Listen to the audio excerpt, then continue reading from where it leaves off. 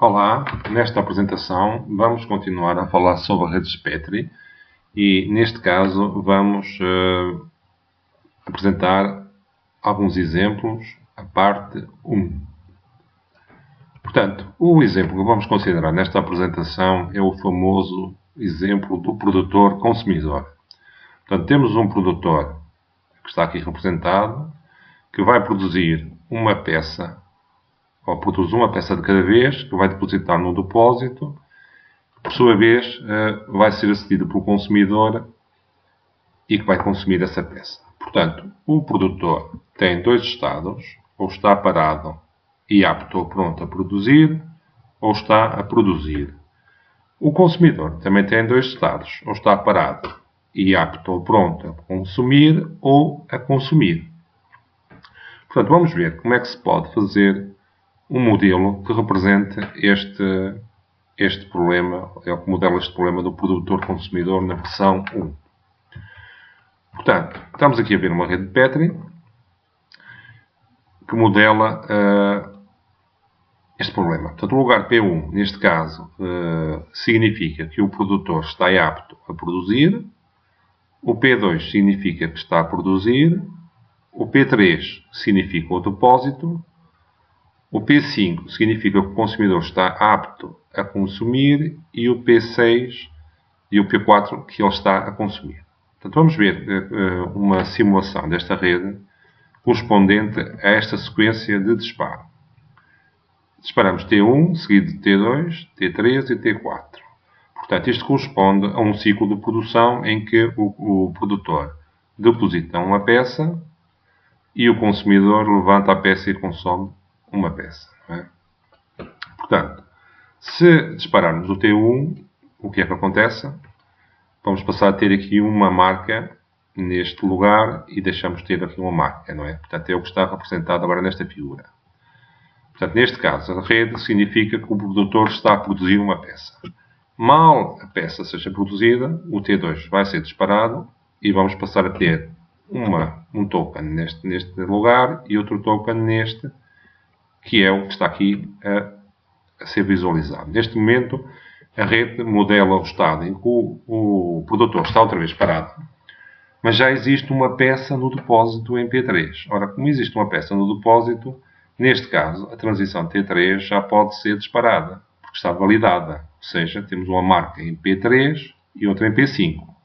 Disparando T3, neste caso, portanto vai ser esta transição, passamos então a ter esta situação em que o produtor está apto a produzir, mas parado, o consumidor levantou uma peça e está a consumir, e portanto, disparando mais uma transição a T4, temos o ciclo completo. Estamos outra vez no estado inicial, em que o produtor está apto a produzir e o consumidor apto a consumir. Ora bem, vamos ver agora uma versão 2 deste problema, em que a única alteração é que este depósito intermédio passa a ter uma capacidade para 3 peças. Portanto, esta capacidade de 3 peças não pode ser ultrapassada, que é a capacidade limite do depósito. Como é que nós podemos fazer uma alteração na rede Petri anterior para modular esta situação?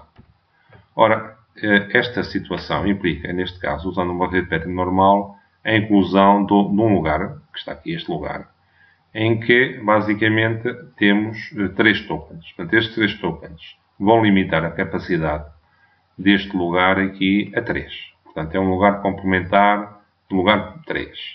Vamos ver, então, como é que podemos simular esta rede Petri. Portanto, neste caso, temos aqui, vamos sair do modo de apresentação, e vamos ver aqui como é que se poderia fazer. Ora bem, esta é a situação inicial. Portanto, vamos supor que se disparava o T1, disparando no T1, esta marca sai daqui, portanto, iria passar para aqui, e tiramos uma marca daqui, porque agora já não temos, portanto, já não desculpe, esta marca continua aqui, pronto, temos o produtor neste momento a produzir uma peça. Quando a transição T2 for disparada, isto sim, esta marca sai daqui e volta para o P1, e agora aqui é que tiramos daqui uma marca passamos a ter uma peça no depósito. Ok? Se repetíssemos esta situação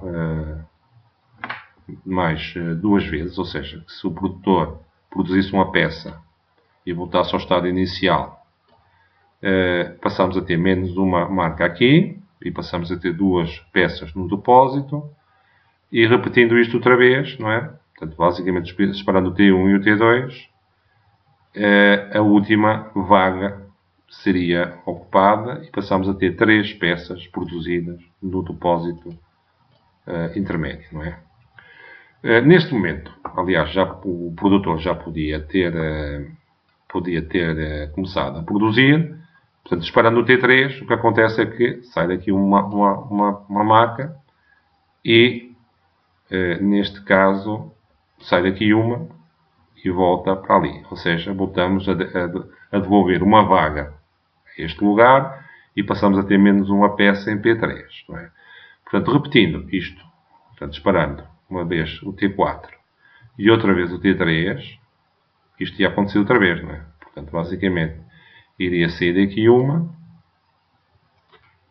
e iria passar a aparecer ali outra, não é? Portanto, e assim sucessivamente, não é? Portanto, basicamente, se depois disparasse outra vez o T4 e o T3, acontecia que esta peça também iria aparecer, esta marca iria aparecer ali, e então estamos na situação, disparando o T4 agora, na situação inicial, em que temos o produtor apto, o consumidor apto, e neste caso, outra vez as 3 vagas no depósito. Portanto, isto é uma possível sequência de disparo, e não é única, e podia haver outras sequências e outras possibilidades, neste caso. Vamos ver então agora a versão 3. A versão 3 é uma versão a versão 3 aqui da apresentação, em que passamos a ter 2 consumidores. Passamos a ter um consumidor 1 e o consumidor desculpa, isto não é isto, não quero pôr esta situação, quero pôr esta. Consumidor 1 e 2. Portanto, qual é que é a variante? A variante é que os consumidores vão consumir peças do depósito de uma forma alternada. Ou seja, vão começar. O C1 começa por ter acesso ao depósito, pode levantar uma peça, depois o C2, depois o C1, depois o C2 e assim sucessivamente. Ora, vamos aqui apresentar uma rede Petri que modela esta situação. Portanto, temos aqui na mesma representada azul. Atenção que as cores aqui que eu utilizei nesta apresentação são meramente para ilustrar. Não tem a ver nada com as cores da rede espectro coloridas. Portanto, temos o produtor, a sequência do produtor, aqui o ciclo do produtor azul. O consumidor 1 estaria aqui, seria este que está aqui em cima. E o consumidor 2 seria o que está cá em baixo, modelado aqui para esta parte aqui de baixo.